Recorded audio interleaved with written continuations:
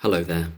I just wanted to look at the Thirlwall inquiry and the reports that have come out today, and I'm using the Telegraph, Sarah Knapton's reports, as they're very concise and very good. So today, the 3rd of October, so it just starts at 10:59 a.m. Dr. Elizabeth Newby gives evidence. So these are what were, I think, junior doctors, stroke registrars at the time. Some of them have obviously moved on and been promoted or gone up the greasy pole, as it were, and are doing other things now because it's like 9 years later. But they're talking back about the time in question, 2015, 2016. The Thirlwall inquiry is continuing today and hearing from consultants who worked at the Countess of Chester Hospital in 2015 and 2016 at the same time as Lucy Letby. Dr. Elizabeth Newby, consultant paediatrician, so she obviously wasn't one then. Well, I presume she wasn't one then.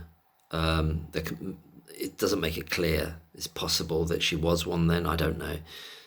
You'd have to know her passage through that.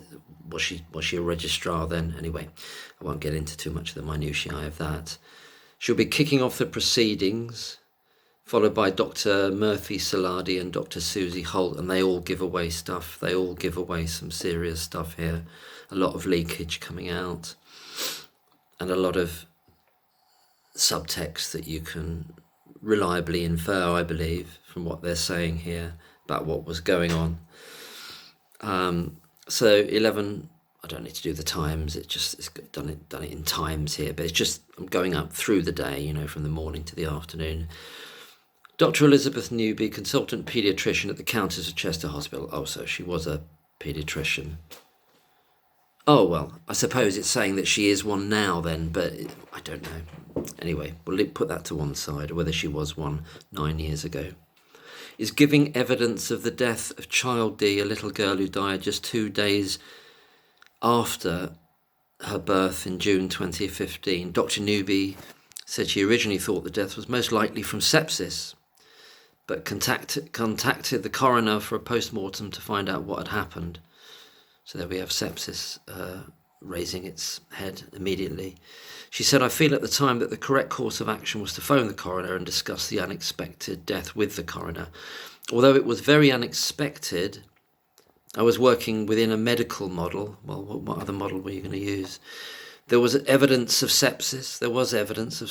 And although it was unexpected, she had been unwell, and therefore I discussed that with the coroner, and I thought I was working within that model rather than it was in a completely unexpected and unexplained death.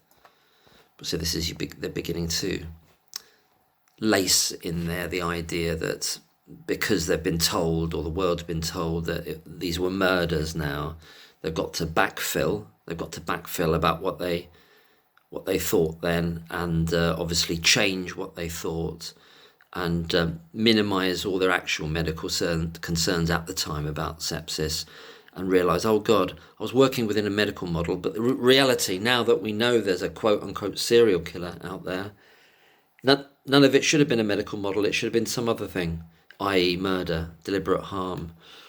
There's a lot of this going on throughout this passage of... These are the reports. It's obviously not everything verbatim. It's not the transcript, but it's just the highlights as chosen by Sarah Knapton of the Telegraph today. I'll put the link below. 11:03 a.m. Very interesting this. Doctors suspected a, quote, bug was causing deaths and collapses on the ward where Lucy Letby worked. An inquiry heard. An inquiry? The inquiry. Dr. Elizabeth Newby, who worked on the neonatal unit at the Countess of Chester Hospital, said she was worried there may have been a bug on the ward. So that's what they were thinking at the time, what she was thinking. Or contaminated equipment causing the deaths and collapses of infants. Well, we know, just to remind you, we know that Pseudomonas aeruginosa was first found and put into a risk register in May 2015 before any of the deaths that occurred that were then deemed to be murders committed by Lucy Letby. So Pseudomonas aeruginosa found in the unit in May 2015 and found almost a year later still, i.e. it's throughout that whole period you've got that bug in there. So the idea that they're suspecting a bug, well, they know there's a bug there because they've tested for it in May and they've put it in the risk register in May. Dr. Elizabeth Newby, who worked on the neonatal unit at the Countess of Chester Hospital, said she was worried there'd been a bug. I read that, didn't I? Or contaminated equipment. Doctors have noted a, quote, strange purplish, strange purpuric rash on several babies who had collapsed and died in the unit in June 2015. That's interesting. Several. So how many? Well, I don't know what they're talking. Well, this is interesting to me because we've got so many other crashes and so many other deaths, more deaths than there were on the indictment, that actually happened over this period of time. I think at least 12, possibly more. So were some of those other deaths that end up being called explainable and expected, did they have that rash as well? Perhaps related to other issues to do with sepsis or other issues? It's so vague on these points. When they start talking about several, well, which several are you talking? You should really be sticking to the deaths that have been deemed murders, shouldn't you? Very, very strictly, because if you're not, or if you're leaving some room there, whether we might reasonably infer that you're talking about some other deaths and crashes that happen that don't end up on the indictment, where you've got similar symptoms happening. I can see this is going to take me quite a long time to go through this because there's so much here already. Dr. Newby told the inquiry that doctors had, quote, spent a lot of time, close quote, discussing what could have caused the strange colour change in the infants. Spent a lot of time. She said, I knew that the trainees were very concerned about it. Each baby had appeared to be infected. So that's what they were thinking then. Perhaps septic. That was the final bit of the quote. Perhaps septic. She goes on to say, Dr. Newby, we were concerned that we had a bug on the unit. Maybe contamination of some equipment. One of the ventilators, for example. So we were extremely concerned about it. You'll notice through all these bits of testimony from these doctors today, none of them mention anything to do with the plumbing. None of them mention hospital wastewater, sewage in effect, plus a lot of other stuff over the floors, in the sinks, dripping from in the crawl space above, flooding the floor area in the sinks, where the sinks are and where the toilets are as well. None of them mention it conspicuously, and nobody at Thirlwall thinks it's worthwhile. I mean, I haven't seen the full transcript, so it's possible maybe somebody does ask. But anyway, in this reporting, nobody mentions it. Yeah, I should caveat that. I'm not seeing the full transcript. But I'll be surprised if they do, and I'll be even more surprised if any of the hired gun KCs ask about it, because they know that's an avenue they don't want to be going down. Okay, the next little section. Blood tests would not usually show if newborn had sepsis. This is very, very interesting. Blood tests would not usually show if a newborn had sepsis. Dr. Newby said it was often the case that blood test results would not show if a newborn baby had sepsis. So that how do they rule it out then? How do they rule out the sepsis? And if later down the line, if Evans is looking at the notes and then Bowen and so forth and so on, and they're saying, well, there's not really signs from the blood test of sepsis, when we've got the evidence here from the doctors saying, well, it's not always shown in the blood test. You've got to look at other elements, other symptoms that are going on. Earlier in the inquiry, the mother of baby D had said that Dr. Newby told her test results indicated the infant did not have an infection. But, this is what Newby then says about that, I do definitely remember meeting with the parent, she said. She goes on to say, Dr. Newby, I would have been explaining about blood culture results, and that although we felt that she did have an infection, and was septic and presented that way. The blood cultures hadn't proven that, but that is something that is often the case in neonates. Got to read that again. We felt that she did have an infection and was septic and presented that way. These are people there at the time. She goes on to quote, a medical model of sepsis seemed reasonable and appropriate. Well, yes, that's right. There's been an acknowledgement that 4 other deaths that were not on the indictment were due to sepsis. They've acknowledged that. Nicholas de la Poa, weird, strange name, Nicholas de la Poa, counsel for the inquiry, asked Dr. Newby, were you, at that stage, suspicious that any of the deaths were unnatural? No, she said. They've got to get it back to the murder story, haven't they? They don't want to dwell too much on the sepsis and the realities of what's going on. Get it back to the murder story. Get it back to the murder story, Nicholas. That's what you're paid for, mate. Okay, the next bit. I'm going to do this in 2 parts, I think. There's quite a lot here. It's finished for the week now, and there's going to be more consultants next week. I think Breary and Jayaram, and everyone's going to be watching and listening to them like a hawk, or watching them like a hawk and listening like something with a very good hearing, whatever that is, because they're going to be giving away a lot of stuff, those two partners in crime, for that is what they are. Next bit, air of disbelief that Letby, Lucy Letby, I don't like just saying Letby, it's rude, Lucy Letby could be harming babies, air of disbelief. This is from the reporting in Telegraph. Sarah Knapton. Doctors were in, quote, disbelief that Lucy Letby could have been harming babies. They're in disbelief. Well, when was that and when did that change? Dr. Newby said doctors in the neonatal unit were not convinced Lucy Letby could be harming babies. When we say doctors, we've got to ask which doctors. Which doctors when, or was one convinced or one suspicious? Breary, maybe. So it's just doctors. Well, not very specific, but anyway, that's what she's saying here, that the doctors were not convinced. She said, Dr. Newby, there was an air of disbelief about it. Well, why did you carry on with the persecution then? The only thing that we could say at the time was that she happened to be on all the shifts. See, they keep compounding it. On all what shifts, Dr. Newby? On all what shifts? To do with the babies that end up being on the murder sheet in terms of the indictment. What about the other 12 deaths?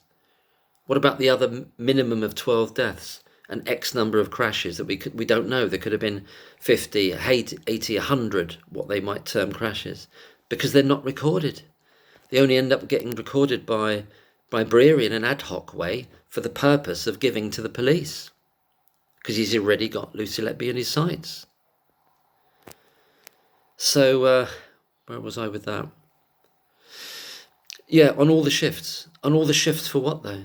For which deaths? They don't see, it's what's missing. It's what's missing there. And they conveniently leave off the fact that they're not making it specific, are they? On all the shifts for all the other deaths as well? Well, in that case, why didn't you make them into murders as well then? Because she wasn't on for all the deaths or all the crashes. This is lying. There's constant lying going on here. Lying by omission, lying by commission and omission. No one, she goes on to say, Newby, no one had ever seen anything, heard anything. Oh, well, that's nothing though, isn't it? You don't need to hear or see anything these days with witchcraft. You don't need to. You just need things happening and somebody being there, or flitting in and out, as Evans would have it. No one had ever seen anything, Newby says, heard anything. There were lots of counter-arguments. Oh, right. There were lots of counter-arguments that she was a very competent nurse. Everyone observed good practice. Yeah, they observed good practice and she was very competent to the point. She was competent and good practice to the point that they forced her out in July 2016 with no evidence. And Breary went to Alison Kelly saying, you've got to remove her. And Alison Kelly said, well, we can't. Well, what's the reason? Oh, we feel uncomfortable with her there. That's how much everyone, who's everyone, Dr. Newby? You, the other doctors, everyone's observing good practice. She's very competent. Well, why did you force her out in July 2016 then? Why did you force her out? On what basis? On nothing. On nothing. On a medieval mindset. On a medieval mindset. That's what these people have got here. A witchcraft, medieval, witch hunting mindset. And Malleus Maleficarum, the old King James book about the hammer of the witches, they called him.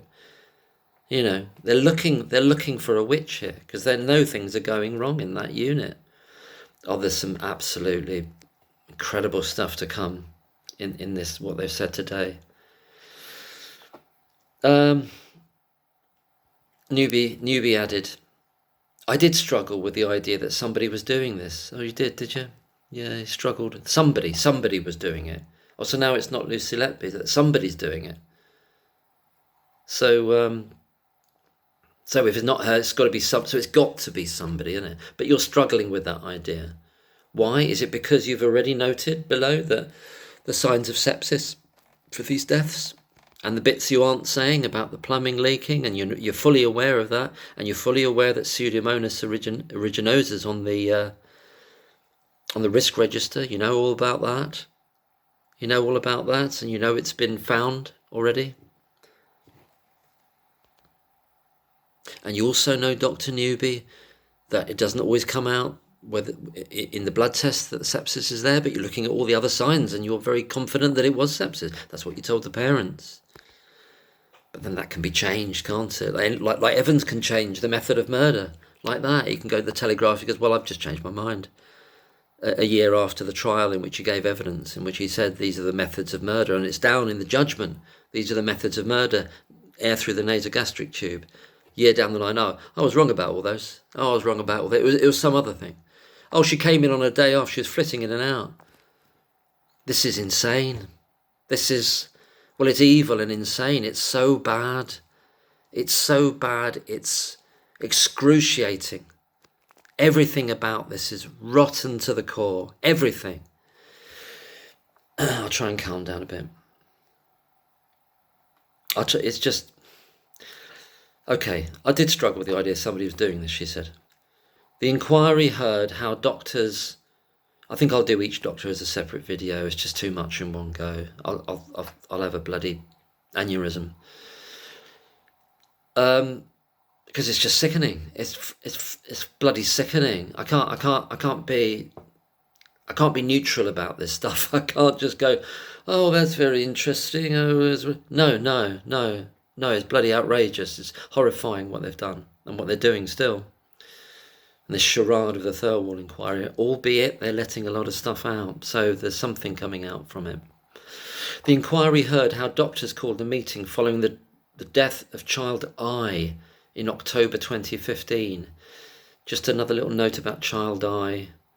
The day before child I sadly passes, that's when the end of, there's this gap in the door swipe data, that then they get the data back. There's like a 3-month gap of data just before that happens. I just thought I'd just remind you of that.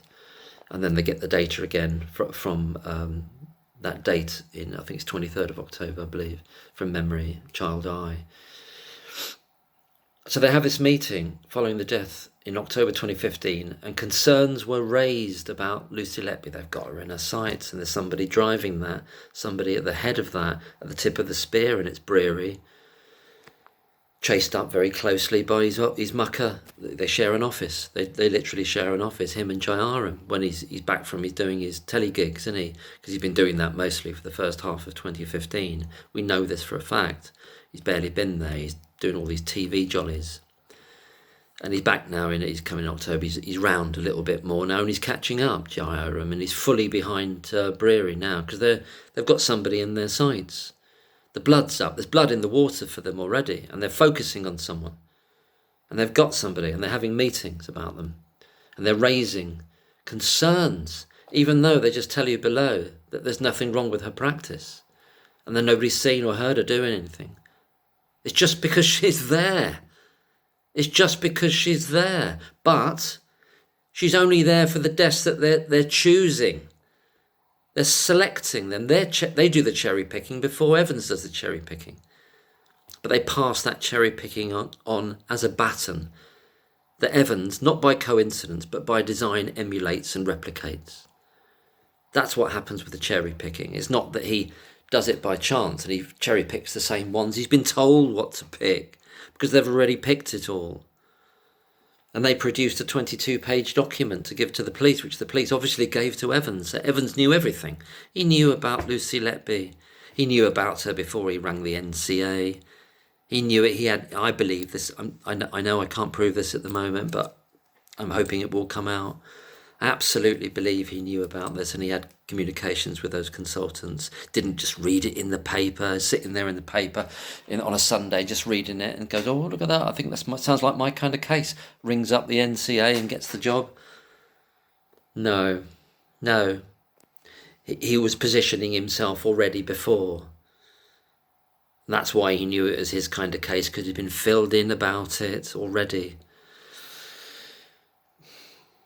Okay, she added, oh, this is interesting, this is Newby still.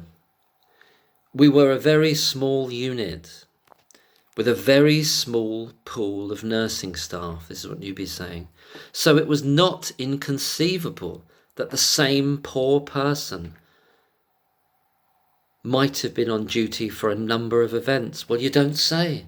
Especially when that person is one of the highest qualified nurses there, that takes on the highest acuity babies, is the one that does the most of the nights, does more hours than any other nurse.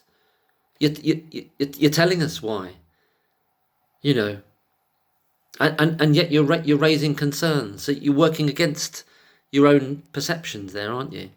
Because somebody's got to take the rap, somebody's got to take the blame about certain deaths. Not all 19 of them. Oh no, because they can't get her for that. Not the bulk of them. No, at least 12 other ones. That's what I believe, at least 12, possibly more, because they're messing around with miscoding stillbirths. We know that for 2 of them at least. I've established that from the Freedom of Information requests. They can't explain it otherwise. They can't explain the previous FOI otherwise. They've got to be messing around or missing off deaths altogether. So the bulk of the deaths aren't on 12 of the 19 aren't on the indictment. Okay, but she's acknowledging here that clearly Lucy Letby would be there for a lot of them because the amount of hours, she doesn't go into the amount of hours that she does, and the fact that she's put on the highest acuity babies. Lucy Letby is rotated to be with the most high acuity babies, and Lucy Letby's having to train up like trainee nurses at the same time. And people on them, on their, not secondments, what do they call it when they're, anyway, they're doing their training still. She finishes off this section, Dr. Newby, saying, I felt the idea that anyone was suggesting that someone was doing this quite difficult. Oh, it's all weird, floppy language. You're going to find a lot of performative language, a lot of emotionality, a lot of backfilling, retrospective narrative building, and emotion to sort of present themselves in the best possible light. Oh, I was innocent. I didn't think. It's very difficult to hear that anyone was even suggesting it. Who's anyone? Well, all your mates, the other doctors that you were in a meeting at, who are raising it, who are focusing on it. Why didn't you tell them then? If you found it so difficult, why didn't you say to them, well, what you said below, just what you said below a minute ago. What was reported. She's highly competent and she's a very good nurse and nobody's ever seen her do anything wrong. Well, why don't you scotch it then if you found it so difficult? But you didn't, did you? You went along with it like they all do, like they all did. And that's why Gibbs says in an interview, he says, oh, Lucy Letby thought it was a gang of 4. And then he says in his kind of smug way, this bastard Gibbs, I dislike him even more than ever now. He said, well, it wasn't 4, it was 7, actually. It was 7. It was a gang of 7. Yeah, it was a gang of 7 persecutors. At least 7. There would have been more. There would have been more on the whispering campaign and the bullying campaign throughout that period. Locums, junior doctors coming in, possibly some of the other nurses. Not saying all, because I know some of the nurses certainly supported Lucy Letby, but there would have been others trying to, out of fear probably, because they don't want it to be them. They don't want it to be them to be chosen who's the scapegoat. They know, the other nurses know that doctors are after a scapegoat here. And that's why we hear later on here, I'm not sure if it's in this section about today, but we hear that they were found checking the rotors. They were huddled around a computer looking at the rotors, the nurses were, trying to see who was on shift for different deaths. Why were they doing that? Because it's a culture of fear. It's a culture of fear. And they were concerned they're going to be blamed. Well, who's it going to be? Oh God, thank God it's not me. Thank God it's not me. You know? Toxic bullying, vile bullying culture that these doctors are part of and are instituting and are fomenting. I don't know if I'll do any more at the moment. God, this is going to be a lot more here. I'm going to leave it there actually. I'm going to have to do it I'll do it in about 2 or 3 different videos because I don't want them to be too long. Dr. Newby continues. Yeah, I'm going to leave it there. And I'll carry on with another video about it. There's a lot in here. There's a hell of a lot. And people are picking it apart. And so next week, there's going to be more consultants, and that's got to mean Breary and JRM. It's got to mean them. But there's also going to be ward nurse managers and nurses as well. And as a colleague in a group that I'm in, as mentioned, they'll be very interesting to listen to as well, the nurses, I think. And it's such a terrible shame that the NHS used coercion and threat to stop them testifying on behalf of Lucy Letby's good character and her good nursing competences and skills. That's what the NHS did. That's what they did. We know this now. It's been reported, been acknowledged. They were threatened and said, well, you're going to mess your career up if you do it. You know, which I think in any sane or decent or judicious world or fair world, what that would be undermining the true course of justice, whatever the phrase is, intervening. I can't remember all these phrases now. It's a kind of perversion of the course of justice, actually, to coerce what would have been a witness for somebody's character in a case like this, and coerce them out of doing it by threatening them with their livelihood being removed, the job that they're doing. We can see what kind of environment this is, can't we? Particularly in that unit, particularly in those years, but not just there, you know. Anyway, I'll leave it there. I'll stop rabbiting on, and I'll pick it up from the next little section in the next video. Thanks very much for listening. Bye-bye.